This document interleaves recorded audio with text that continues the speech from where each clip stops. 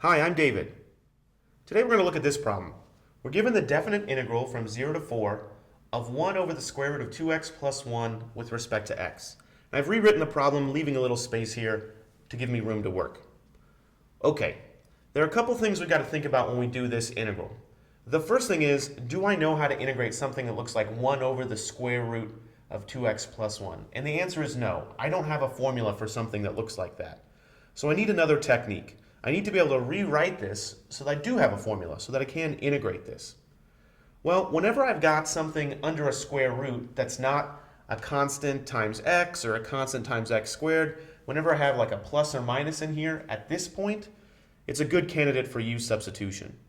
So it's probably a good idea to try u equals 2x plus 1.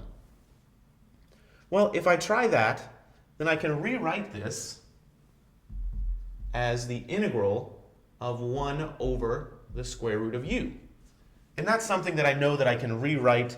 That's going to be 1 over u to the 1/2 or u to the negative 1/2, and that's something I can integrate. But this will only work out if everything else works out too. So let's check. Du. Well, the derivative of 2x plus 1 with respect to x is just 2. So du is 2 times dx. Can't forget about that dx. Well, I certainly have a dx in this problem, and it's not too hard to get a constant like 2 in there. I can just multiply by 2 and by 1/2. I'm only multiplying by 1 right there, so I haven't changed the integrand at all. This integrand is still the same as it was before, but now I've got this 2 times dx, which is the same as du. Okay, so I'm doing fine there.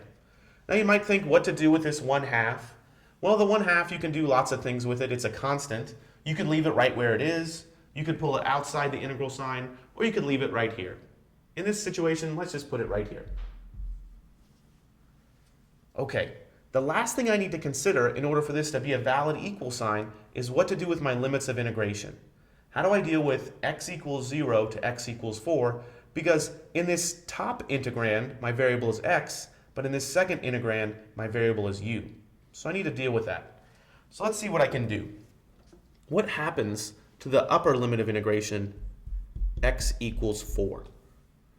Well, if x equals 4, I can figure out exactly what u equals because I have this equation right here. U equals, according to this, 2 times 4 plus 1, which would be 9. So instead of having x equals 4, that means that u equals 9. So that's my new upper limit of integration. All right, let's do the same thing for the lower limit of integration. What happens when x equals 0?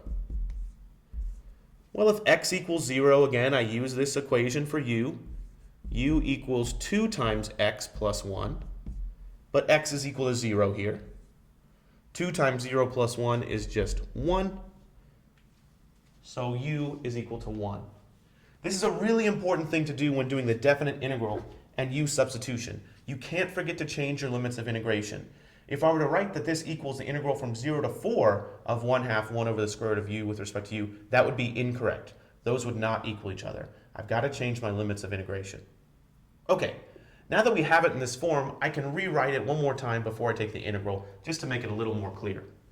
Let's see, this is, I'll take that constant out of 1/2, the integral from 1 to 9 of u to some power du. Well, the power here, u is under the square root, so that's u to the 1/2, but it's also in the denominator, so it's u to the negative 1/2. And that's something I can integrate. Okay, so let's finish this problem up. This is 1/2.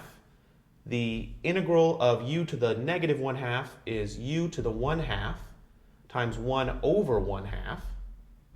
And I'm going to evaluate that from u equals 1 to 9.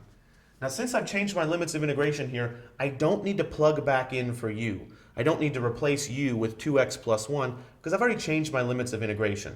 So I'm actually going to plug in u equals 9 and u equals 1 here for the definite integral. So let's see what I get. I can simplify this a little bit. 1/2 times 1 over 1/2, that's just going to multiply to give me 1.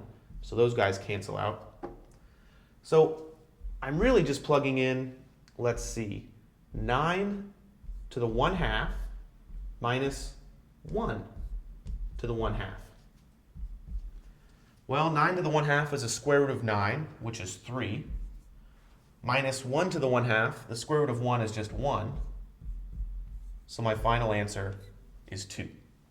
So this definite integral from 0 to 4 of 1 over the square root of 2x plus 1 is equal to 2. That's the area under the curve from 0 to 4. Okay, suppose you weren't sure you had done this correctly. One thing you could do is to check this on a graphing utility. So let's do that real fast. What I'm going to do is I'm going to plot this function, 1 over the square root of 2x plus 1, on my graphing utility. So I'll go into the plot, and I'll do that real fast. And I'll take a picture of what it looks like. And if I look at this picture kind of close up, I can see that the picture looks something like this. Between 0 and 4, it does something like this. It's really close to the x-axis. And I want to know this area. Well, on your graphing utility, you can calculate the definite integral. Since I've already put the function in there, I'm just going to give it the definite integral prompt, and then type in the lower limit, which in this case is 0, and the upper limit of integration, which in this case is 4. And I'll let the computer do its work. And the graphing utility tells me that the integral of f of x with respect to x from 0 to 4 in this case, for this f of x, is exactly 2, which is what we expected. So it's verified by the graphing utility. Thanks for watching.